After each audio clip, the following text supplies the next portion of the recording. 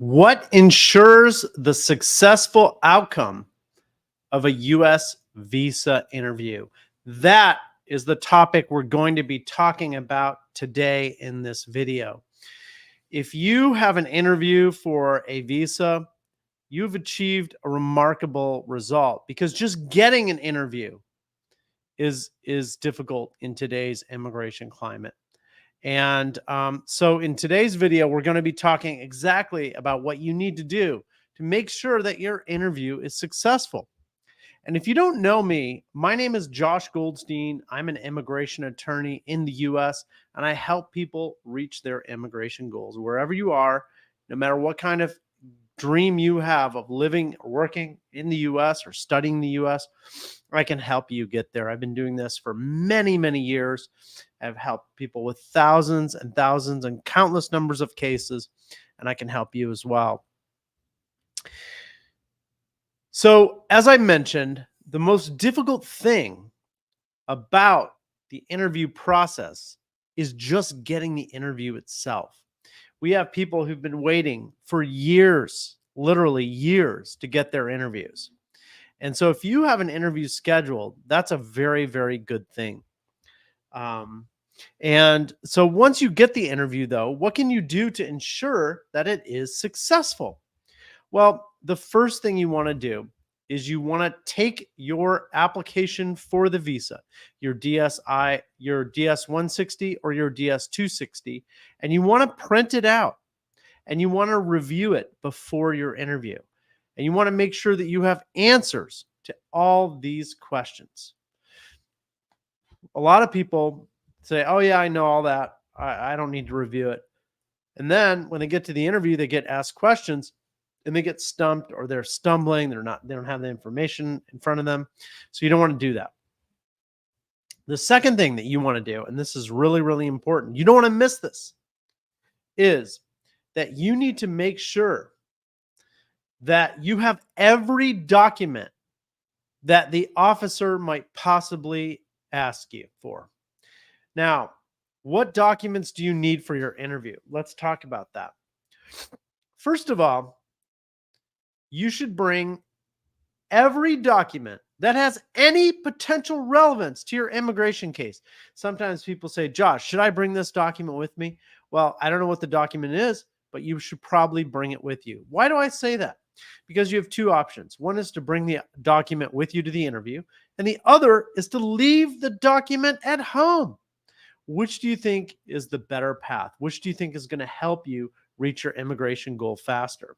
Well, obviously bringing it with you, because if you bring it with you and the officer doesn't ask you for it, then what's the harm? You brought a piece of paper with you. But if you leave it at home and the officer asks you for it, you're in a lot of trouble, because then you have to go back and get it. And sometimes people say to me, well, what's the big deal?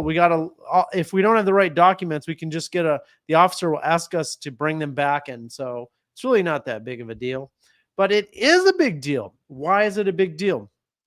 It's a big deal because you want to give the officer every opportunity to approve your case.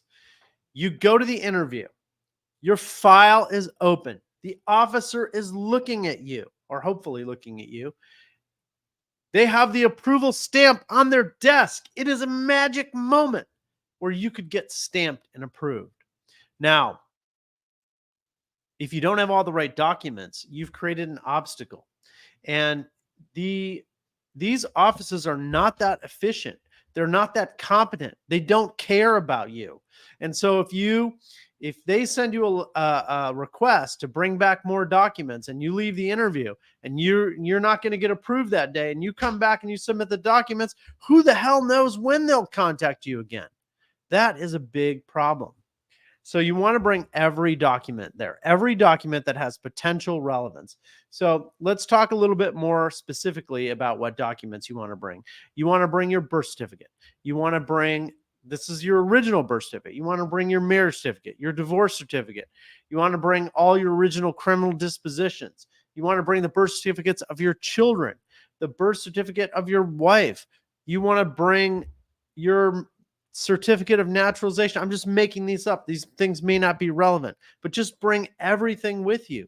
Don't leave anything at all at home, ever, ever, ever. If you left the document at home, you screwed up. So don't do that. Now, I've seen some questions. I want to thank everyone for joining. I'm going to be answering any question that you have, or at least trying to. And I'll be doing that in just a few moments. But I want to talk about some other things related to interviews. One of the biggest obstacles to a successful immigration interview is getting the interview scheduled. I said that already.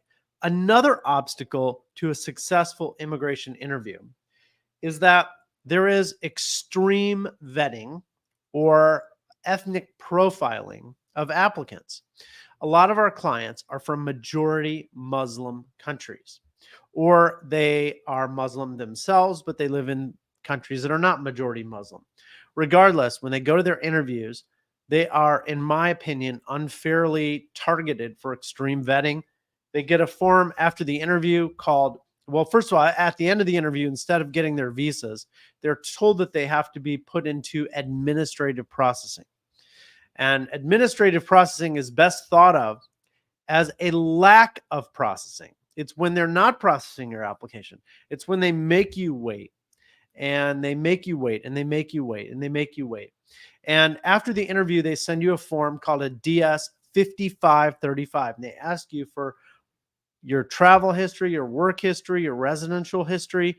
They ask you for information about your family members, et cetera, and so on. And what they do at that point is they make you wait and wait and wait and wait. And our firm is very successful at helping people who are stuck in administrative processing. So people say to me, well, what can I do to avoid administrative processing? And there's nothing you can do, because it is a form of, I think, bigotry. And it is something that where they've targeted people, and there's not much you can do about that. So all you can do is know that if you're stuck in administrative processing, you need to know that at some point, if you're serious about getting this delay resolved, we can help you. We can help you out. Now, I'm going to take some questions from the crowds right now, and I want to thank you so much for joining me. We have here Maziar from LinkedIn. He says, Joshua, after 1 year under administrative processing for a B1 visa, just yesterday I received an email from the U.S. Embassy, and they asked for my military service status and documents. But in the interview, I already showed the officer the original exemption military card. That's a very frustrating, Maziar. I'm very sorry to hear that you have that delay. I think you could. That's awful. So did you? Well, I mean, if they're asking you for a document you already showed, you could just submit it again. But I think you should be considering a mandamus lawsuit. We could help you about this. If you have more specific questions, post them and I'll try to help you out. I'm going to go to a question from TikTok that looks pretty good. This is from Lexus8761. Tips for a second marriage-based interview. Now, I don't know why someone would have a second marriage-based interview. It may have something to do with your case, but I would be nervous. I wouldn't say nervous, but I think you want to really thoroughly prepare for that. And the big issue, I think, in a second marriage-based interview is that USCIS may not believe that your marriage relationship is genuine. So they may be asking lots of questions to determine whether you and your spouse actually, in fact, live together. Do you really live together? Do you live together 100% of the time, all the time? And when I prepare for these interviews, I start grilling people. I'm like, well, do you really live together? Do you live together all the time? And a lot of times it breaks down. They're like, oh, yeah, we live together all the time. But he also has a job out of state, and he has a place that he stays with his friend over there a lot. And so there's some kind of odd living arrangement that is not 100% 24/7 living in the same place. So there may be something specific about your um, situation. Also on TikTok, we have Lola. My fiance got administrative processing in 7 months. I went to visit him. I'm pregnant now. Lola, I'm congratulations on your pregnancy, and I'm very happy for you. But having your fiance in administrative processing when you're pregnant is not good, and I would not be pleased if I were you.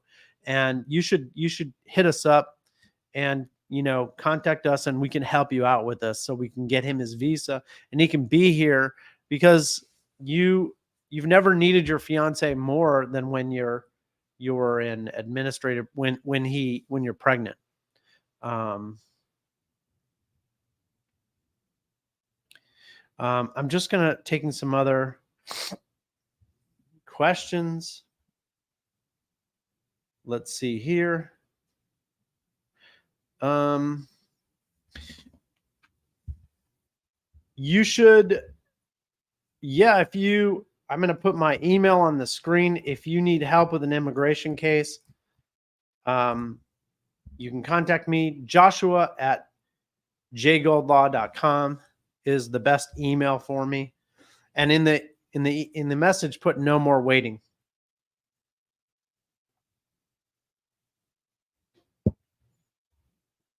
Here's a question from Artem.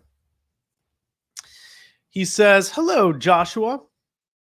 Hello, my friend." Says, "Is it true that once I got administrative processing, that I would always get this procedure when applying for the renewal of a visa?" I would not say that's true. You might not always get administrative processing. You might get it again in the future, but you may not always get it. I hope you don't get it, but if you do, you should be very careful about this. Do you really need to leave the U.S.? Because you may not need a visa. A lot of times people's visas run out and they think, I have to go abroad to renew my visa. But that's a big mistake. You don't need to renew your visa if you're in the U.S. If you're in the U.S., you don't need a visa. You only need a visa if you travel. Morningstar Apothecary, I love your name, joined us from Instagram, and she says, "Thank you for all you do." Well, I want to thank you for what you do, whatever it is that you do, and appreciate the compliment. We have another comment on Instagram from Sravi SSS 99999. 221G pending for 1 year. Mandamus filed and no updates since 3 months. Well, 3 months is about the time when mandamus starts to work. So hopefully that would be good. Let's take some more questions. What questions do you have for me? I'm here to answer any questions that you have. I will take some of the questions that were sent to me over the past week, and I'll see if I can answer these as well. Also, I should say, I'm going to have some really big news later this week, and I'm excited to announce on social media. And I will be posting a big announcement. I'll have some videos and things like this.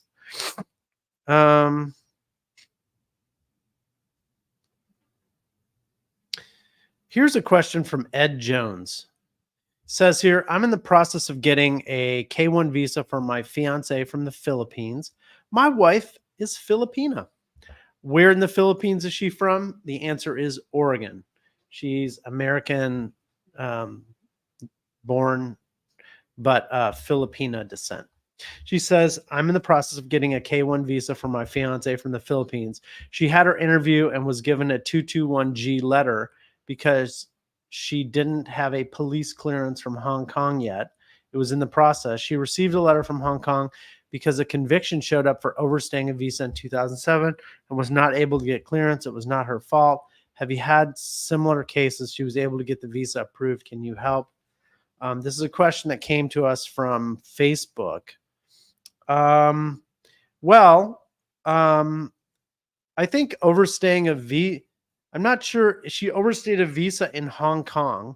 I don't know why that would disqualify for her from getting a visa in the US. So I don't know about that. I think it's probably fine. But you have to provide the visa. You have to provide that information. Let me know what other questions you have.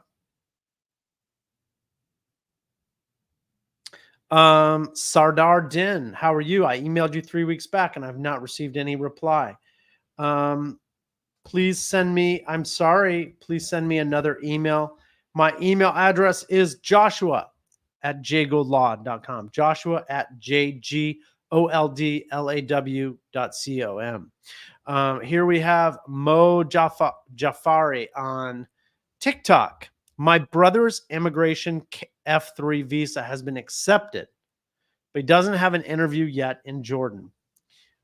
Well, I alluded to that problem at the beginning of this video where I talked about one of the obstacles to successfully getting a visa at an interview is actually getting the damn interview scheduled.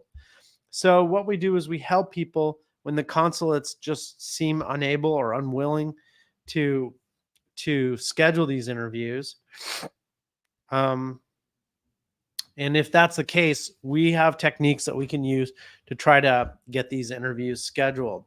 Let's take Sardar, Mr. Den. Let's take your question. My case is pending in 221G for 3 months on a J1 visa. What should I do now? Worried about my program start date. Well, I think you'd want to give it a few more months before we can take action. Maybe at about the 6-month mark, we should look at whether we can begin the process of helping you. It's very frustrating, and hopefully you'll get your visa soon. But if you don't get your visa and another few more months have passed, then you want to reach out to us and we can help you out. Here's a good question. The question is, what about changing the location of the visa interview? Are some consulates have a better chance to obtain the visa from? That's Artem's question. I don't think that changing the location of the consulate is a good idea. I don't think that's a good strategy to help you get approved, where you shop around for the best location for the interview. I would not do that. It seems like a good idea, but it's sort of like out of the frying pan and into the other frying pan. I think that if you're worried about 221G, I think that 221G follows you around. I don't think it's going to, you can't solve it by just switching to a different consulate, because we have a lot of clients who are Somali and they have terrible experiences at the U.S. consulates abroad. And the same people have bad experiences when they go to U.S. consulates. Like we have Somalis in Canada and in Germany and in England. And so I think it's the fact that they're originally from Somalia, not the fact that they're interviewed in Kenya, for example. So I would discourage you from trying to use that strategy to fix your problem. Here's a question from Lalita on TikTok. My asylum case has been pending for over 6 years now. What can I do? Well, you deserve an answer on your asylum case. You should not have to wait for 6 years and not get a decision.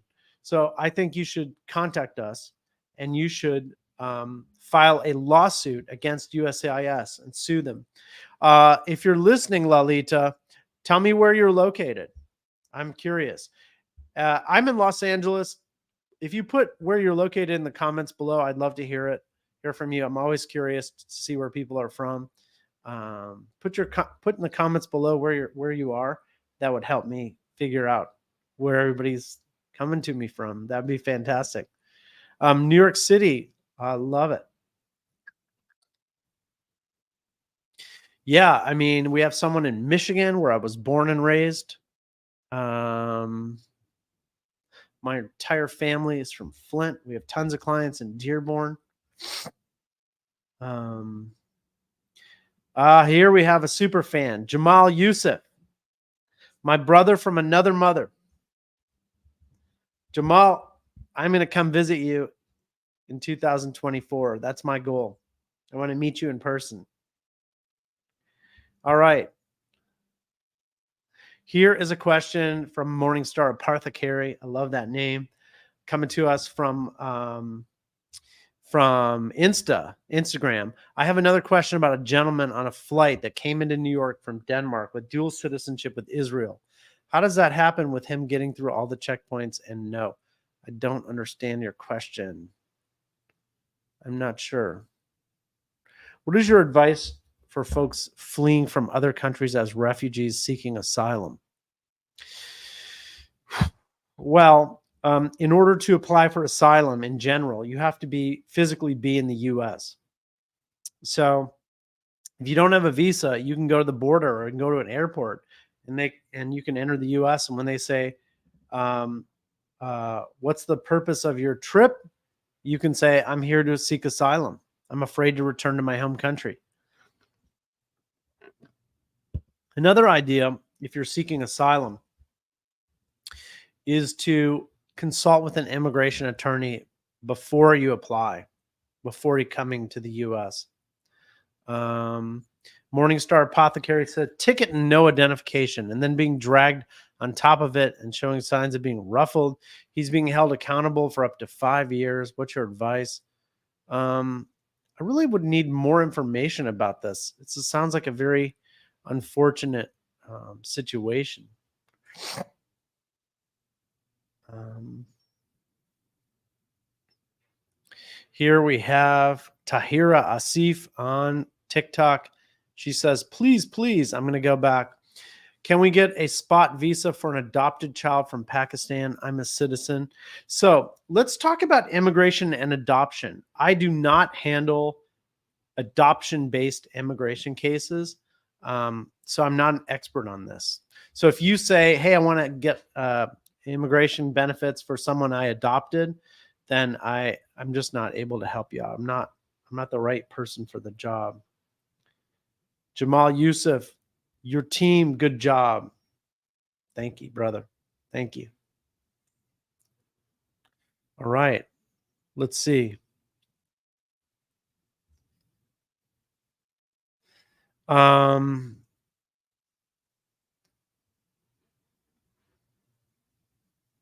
Let's see what other questions you have.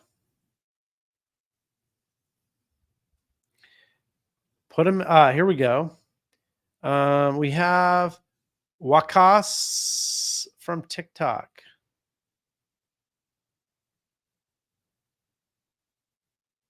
My brother's case was DQ'd, documentarily qualified, in September of 2021, and still waiting for an interview to be scheduled at an Islamabad consulate. We have many, many, many cases exactly like this, where the consulate in Islamabad, or also Casablanca, many other consulates, are just sitting around doing nothing.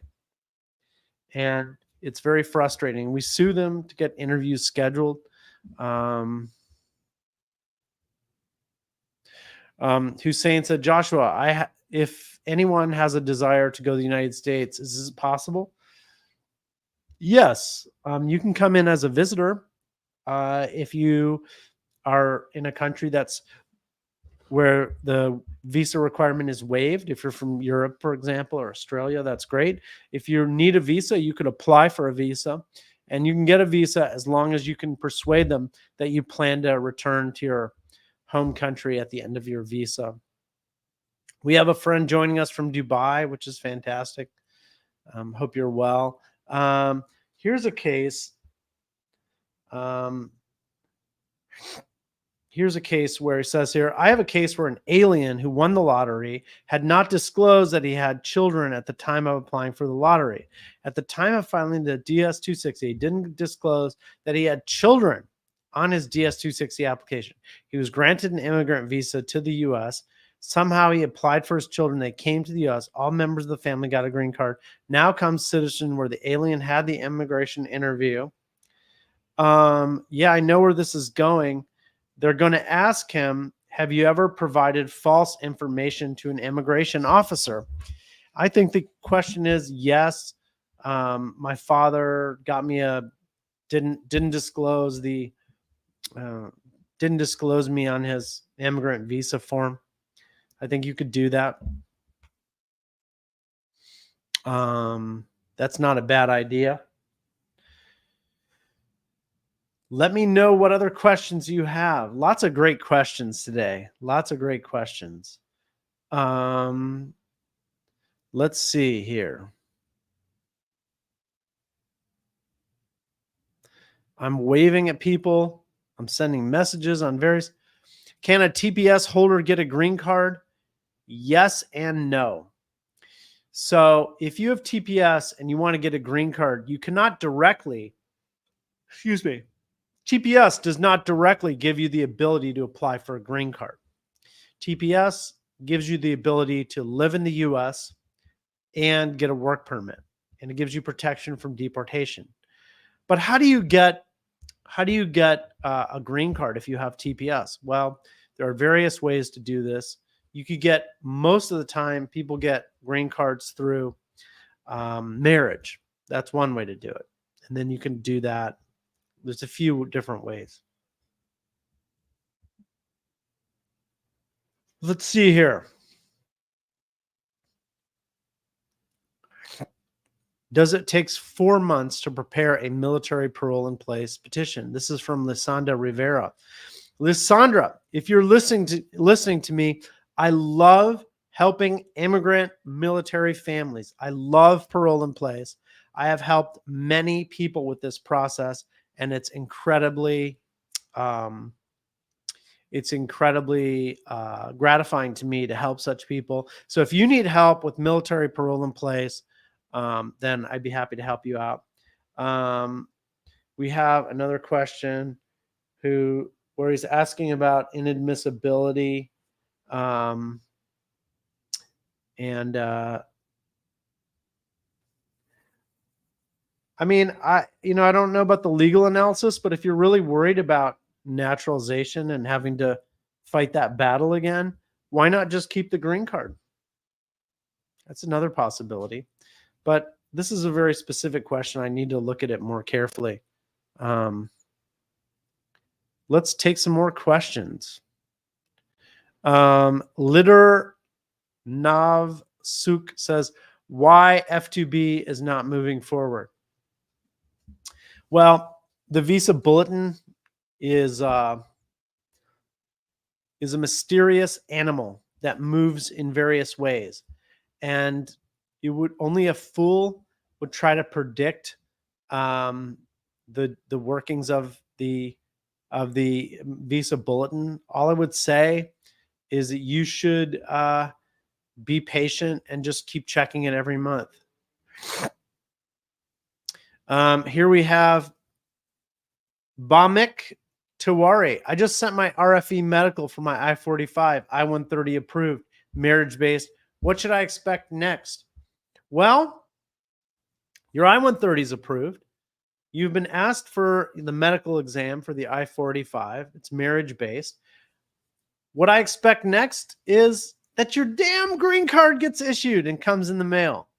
So I think you should sign up for automatic updates on USCIS from case status so you can find that out. And I think that you hopefully will be celebrating soon. That would be amazing. We have a question on Instagram from Morel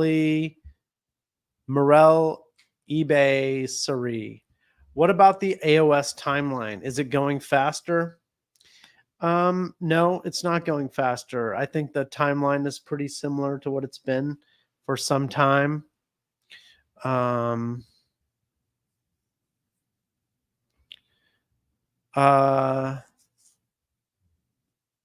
Lysandra, you said your office told me my case didn't qualify. I don't know. I'm not sure why that would be. I don't know your case, but I'm not sure what to tell you. If we told you didn't qualify and you're still going to apply, then,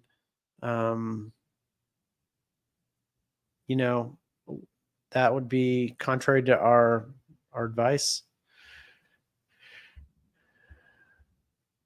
Here's a question from Sly Ace 11 on TikTok. Can my future wife and I travel to Puerto Rico for our honeymoon on a K1?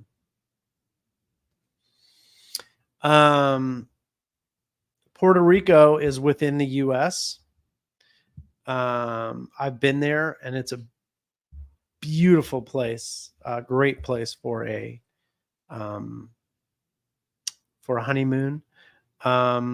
if you enter on a K-1 visa, you're not leaving the US if you go to Puerto Rico. So hope that helps.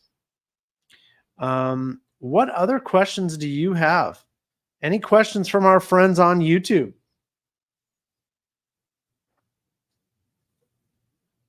Please let me know. Please let me know. Let me know what questions you have. As I said earlier in my video, I'm going to be making a huge announcement coming up later this week or early next week about my firm has some big news we're going to be sharing with everyone.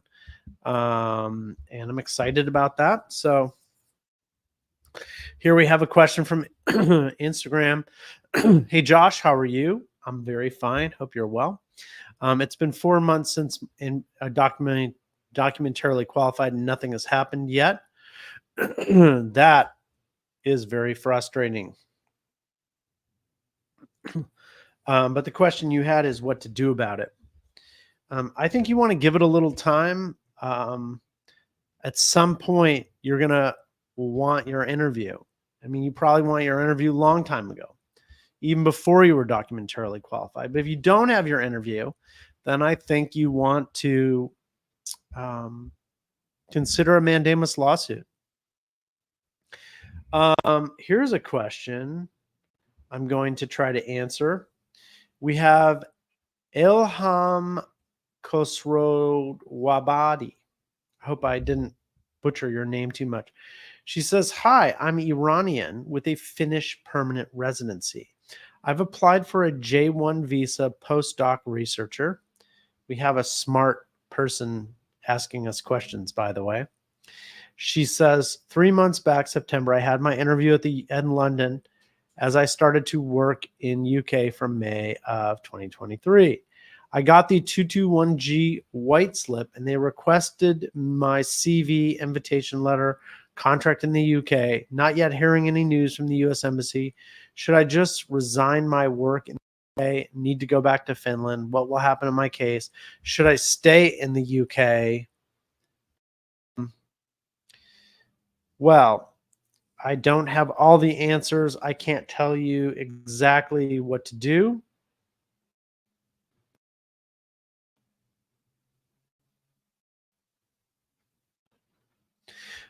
But I